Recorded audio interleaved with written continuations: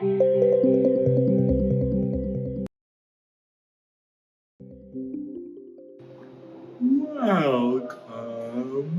to the Creatures and Creators 2025 Prize Giving.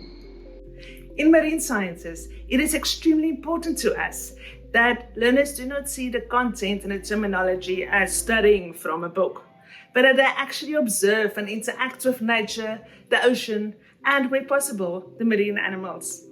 At an aquarium, they are able to see the animals, to learn more about the animals, and in this case, along with the design learners, also be creative about the animals. So they got an opportunity to really study their fish species and then work on an artwork along with the design principles. They also got talks by the aquarium staff about a wildlife interaction, how humans and a wildlife interact at the V&A waterfront. They also walked through the aquarium and got more insight about the work that people do at the aquarium. And some even got to see behind the scenes that not everybody gets to see, sparkling potentially that interest in becoming involved with the aquarium.